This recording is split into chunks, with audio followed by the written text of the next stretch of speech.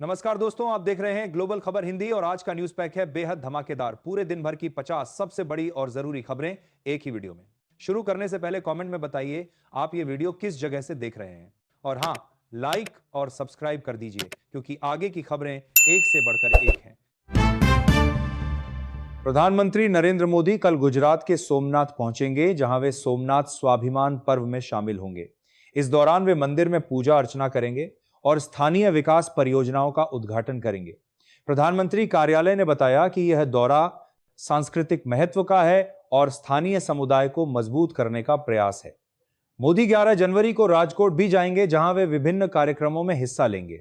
इस यात्रा से गुजरात में विकास को बढ़ावा मिलने की उम्मीद है।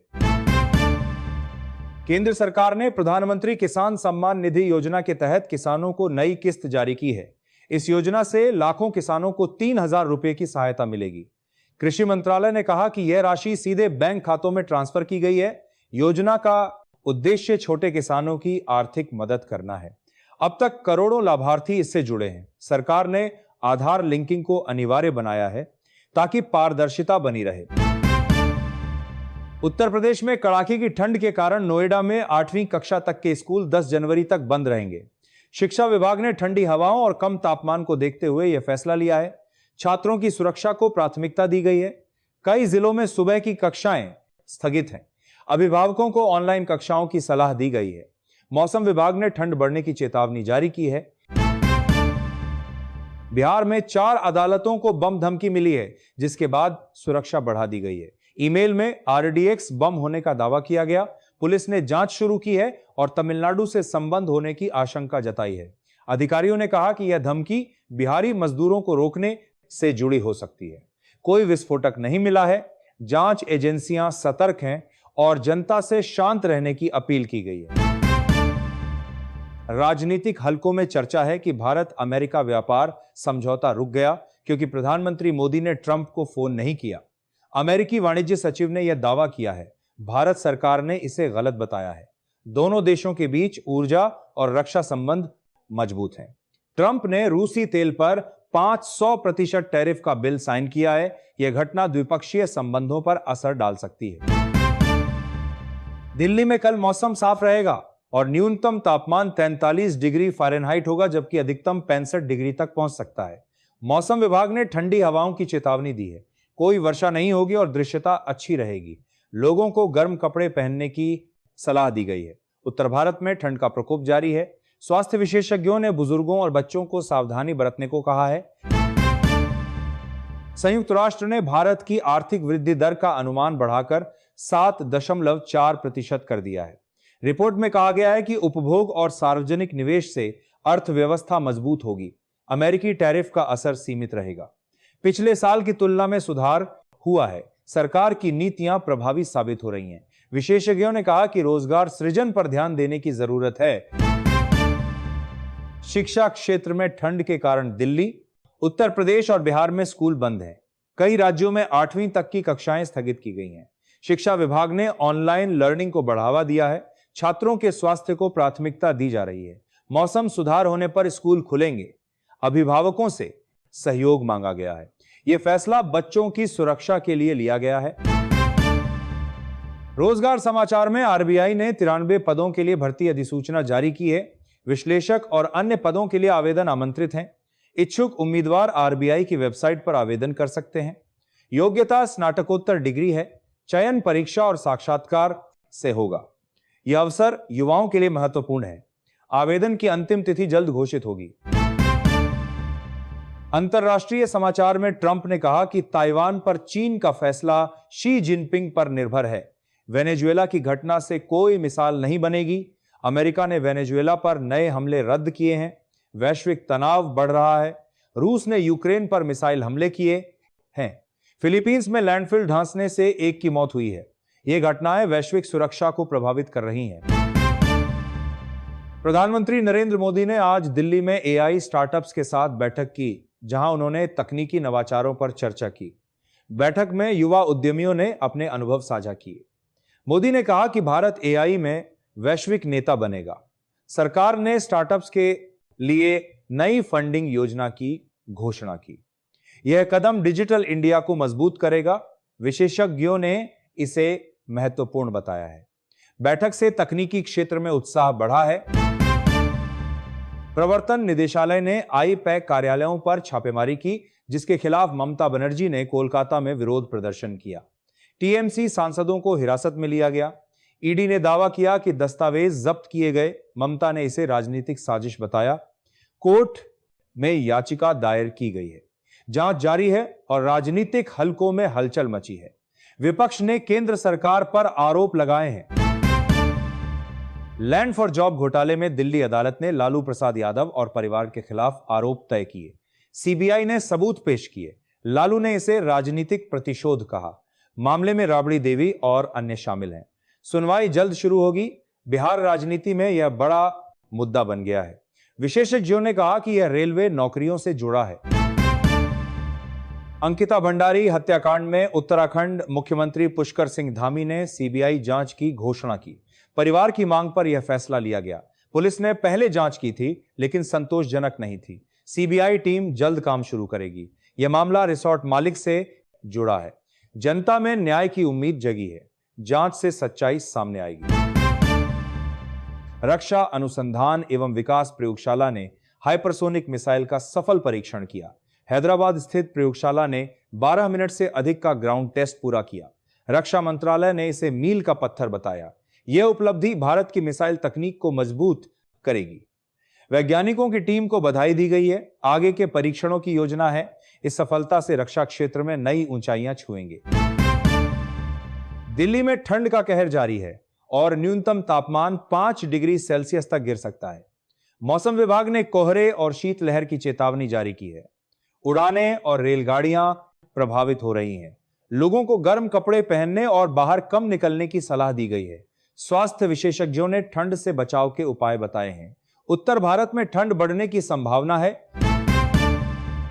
सेंसेक्स 104 अंक गिरकर 83,005, 176 पर बंद हुआ, जबकि निफ्टी 25,700 से नीचे आया। बाजार में गिरावट का कारण वैश्विक संकेत हैं। एनटीपीसी 2% नीचे रहा। निवेशकों को सतर्क रहने की सलाह दी गई है। अर्थव्यवस्था मजबूत है, लेकिन उतार चढ़ाव जारी रहेगा। शिक्षा मंत्रालय ने नई शिक्षा नीति के तहत ऑनलाइन कोर्सेज शुरू किए हैं। इससे छात्रों को घर बैठे सीखने का अवसर मिलेगा। कई विश्वविद्यालयों ने सहयोग किया है। योजना का उद्देश्य शिक्षा को सुलभ बनाना है। विशेषज्ञों ने इसे सकारात्मक कदम बताया है। आवेदन वेबसाइट पर शुरू हो गए हैं। यह युवाओं के लिए लाभदायक है। एसएससी ने 500 पदों के लिए भर्ती अधिसूचना जारी की है। क्लर्क और अन्य पदों के लिए आवेदन आमंत्रित हैं। इच्छुक उम्मीदवार एसएससी की वेबसाइट पर आवेदन कर सकते हैं। योग्यता स्नातक डिग्री है। चयन परीक्षा और साक्षात्कार से होगा। यह अवसर युवाओं के लिए महत्वपूर्ण है। आवेदन की अंतिम तिथि 15 फरवरी है। अंतर्राष्ट्रीय समाचार में फिलीपींस में विशाल लैंडफिल ढहने से एक की मौत हो गई और दर्जनों फंसे हैं। बचाव कार्य जारी है। रूस ने यूक्रेन पर ओरेशनिक बैलिस्टिक मिसाइल से हमला किया। ईरान में विरोध प्रदर्शन बढ़े, जिसके बाद इंटरनेट कटौती की गई। ट्रंप ने वेनेजुएला पर दूसरी लहर के हमले रद्द किए। वैश्विक तनाव बढ़ रहा है। ये घटनाएं दुनिया की सुरक्षा को प्रभावित कर रही हैं। प्रधानमंत्री नरेंद्र मोदी ने नई दिल्ली में बुनियादी ढांचा परियोजनाओं की समीक्षा बैठक की, जहां समयबद्ध काम पर जोर दिया गया। सरकार ने बताया कि सड़क, रेल और बंदरगाह परियोजनाओं में प्रगति तेज है। रोजगार सृजन बढ़ाने पर निर्देश दिए गए। राज्यों के साथ समन्वय मजबूत करने की बात कही गई। डिजिटल निगरानी प्रणाली से पारदर्शिता बढ़ाने का दावा किया गया। अधिकारियों को सख्त समय सीमा पालन सुनिश्चित करने को कहा। बिहार सरकार ने ग्रामीण विकास योजनाओं की प्रगति रिपोर्ट जारी की, जिसमें सड़क, आवास और जल आपूर्ति कार्यों में सुधार बताया गया। अधिकारियों के अनुसार केंद्र सहयोग से लंबित परियोजनाएं आगे बढ़ी। पंचायत स्तर पर निगरानी बढ़ाने के निर्देश दिए गए। लाभार्थियों को समय पर भुगतान पर विशेष ध्यान रखा जा रहा है। जिलों में समीक्षा बैठकों का दौर जारी रहेगा। पारदर्शिता सुनिश्चित करने की बात दोहराई गई। सरकार द्वारा घरेलू शेयर बाजार में सीमित उतार चढ़ाव देखा गया। बैंकिंग और आईटी शेयरों में हल्की खरीदारी रही। विशेषज्ञों का कहना है कि वैश्विक संकेत और कच्चे तेल की कीमतें बाजार की दिशा तय कर रही हैं। निवेशकों को सतर्क रणनीति अपनाने की सलाह दी गई। रुपये में भी मामूली मजबूती दर्ज हुई। विदेशी निवेश प्रवाह पर नजर रखी जा रही है। कारोबारी सत्र के दौरान गतिविधि संतुलित बनी रही। केंद्र सरकार की एक नई सामाजिक सुरक्षा योजना पर काम तेज किया गया है, जिसका उद्देश्य असंगठित क्षेत्र के श्रमिकों को लाभ देना है। मंत्रालय ने बताया कि पंजीकरण प्रक्रिया सरल होगी और डिजिटल माध्यम से सत्यापन किया जाएगा। राज्यों से डेटा साझा करने को कहा गया है ताकि पात्र लोगों तक सहायता पहुंचे। जल्द दिशा निर्देश जारी होने की संभावना जताई गई। अधिकारियों द्वारा समय सीमा तय की जाएगी। योजना शिक्षा क्षेत्र में केंद्रीय बोर्डों ने परीक्षाओं की तैयारियों को लेकर दिशा निर्देश जारी किए हैं। छात्रों को समय प्रबंधन और स्वास्थ्य पर ध्यान देने की सलाह दी गई। स्कूलों से कहा गया है कि वे सहायता सत्र आयोजित करें। डिजिटल संसाधनों के उपयोग को बढ़ावा देने पर भी जोर दिया गया। ऑनलाइन मार्गदर्शन सामग्री उपलब्ध कराई जा रही है। अभिभावकों से सहयोग की अपील की गई शिक्षा विभाग द्वारा। रोजगार बाजार में निजी क्षेत्र की भर्तियों को लेकर सकारात्मक संकेत मिले हैं। कई कंपनियों ने नए वित्तीय वर्ष से पहले नियुक्ति योजनाएं घोषित की हैं। विशेषज्ञों का कहना है कि कौशल आधारित नौकरियों की मांग बढ़ रही है। सरकार की प्रशिक्षण योजनाओं से युवाओं को लाभ मिलने की उम्मीद जताई जा रही है। स्टार्टअप क्षेत्र में भी गतिविधि बढ़ने के संकेत सामने आए हैं। हाल में सर्वे अनुसार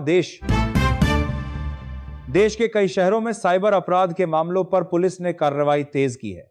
फर्जी निवेश और ऑनलाइन ठगी से जुड़े नेटवर्क पर छापेमारी की गई। अधिकारियों ने लोगों से अनजान लिंक और कॉल से बचने की अपील की है। साइबर हेल्पलाइन पर शिकायतों के निपटारे की गति बढ़ाई गई। तकनीकी इकाइयों को अतिरिक्त संसाधन दिए गए हैं। राज्यों में समन्वय बढ़ाने के निर्देश जारी हुए। अंतर्राष्ट्रीय स्तर पर पश्चिम एशिया की स्थिति पर कूटनीतिक प्रयास जारी हैं। कई देशों ने संयम बरतने और संवाद बढ़ाने की अपील की है। भारत ने अपने नागरिकों की सुरक्षा को प्राथमिकता बताते हुए स्थिति पर नजर बनाए रखने की बात कही। ऊर्जा बाजार पर संभावित असर को लेकर भी चर्चा हुई। विदेश मंत्रालय हालात का आकलन कर रहा है। जरूरत पड़ने पर कदम उठाने की तैयारी में है। सोशल मीडिया पर एक नए डिजिटल भुगतान फीचर को लेकर चर्चा तेज रही। उपयोगकर्ताओं ने तेज लेना देन और सुरक्षा को लेकर अनुभव साझा किए। कंपनियों ने अपडेट के जरिए सुविधा बेहतर होने का दावा किया। विशेषज्ञों ने गोपनीयता सेटिंग्स समझने की सलाह दी। ट्रेंड से जुड़े हैशटैग दिन भर प्लेटफॉर्म पर सक्रिय रहे, जिससे जागरूकता बढ़ी और डिजिटल व्यवहार पर चर्चा को गति मिली। युवाओं में रुचि दिखी व्यापक स्तर पर। स्वास्थ्य मंत्रालय ने मौसमी बीमारियों को लेकर निगरानी बढ़ा दी है। अस्पतालों में दवाओं और बेड की उपलब्धता की समीक्षा की गई है। डॉक्टरों ने लोगों को भीड़भाड़ से बचने और स्वच्छता बनाए रखने की सलाह दी है। टीकाकरण कार्यक्रम की प्रगति पर भी नजर रखी जा रही है। राज्यों से दैनिक रिपोर्ट मांगी गई है ताकि स्थिति को नियंत्रित रखा जा सके, समय पर उपचार सुनिश्चित हो सके। कृषि बाजारों में कुछ फसलों के दामों में हल्की तेजी देखी गई है। विशेषज्ञों के अनुसार मांग और आपूर्ति संतुलन का असर कीमतों पर पड़ा है। सरकार ने भंडारण और वितरण व्यवस्था की समीक्षा की है। किसानों को न्यूनतम समर्थन मूल्य का लाभ दिलाने पर जोर दिया गया है। मंडियों में निगरानी बढ़ाई गई है ताकि अनियमितता रोकी जा सके और उपभोक्ताओं पर बोझ न बढ़े, स्थिति स्थिर बनी रहे। रेलवे ने यात्री सुविधाओं को बेहतर बनाने के लिए नई पहल शुरू की है। स्टेशनों पर स्वच्छता और सुरक्षा व्यवस्था की जांच की जा रही है। कुछ मार्गों पर अतिरिक्त ट्रेनें चलाने की योजना बनाई गई है। अधिकारियों ने बताया कि डिजिटल टिकटिंग और सूचना प्रणाली को मजबूत किया जा रहा है। यात्रियों से फीडबैक लेकर सेवाओं में सुधार किया जाएगा। भीड़ प्रबंधन पर विशेष ध्यान देने के निर्देश दिए गए हैं। संचालन सुचारू रखने का लक्ष्य रखा गया है। खेल जगत में राष्ट्रीय टीमों की तैयारियों को लेकर गतिविधियां तेज हैं। चयनकर्ताओं की बैठक में आगामी टूर्नामेंटों पर चर्चा हुई। फिटनेस और प्रदर्शन पर जोर दिया गया है। युवा खिलाड़ियों को अवसर देने की रणनीति पर विचार किया जा रहा है। कोचिंग स्टाफ ने प्रशिक्षण शिविरों की योजना साझा की है। खेल मंत्रालय ने बुनियादी सुविधाओं के समर्थन की बात कही है ताकि अंतर्राष्ट्रीय स्तर पर बेहतर प्रदर्शन सुनिश्चित हो सके, देश की छवि मजबूत बने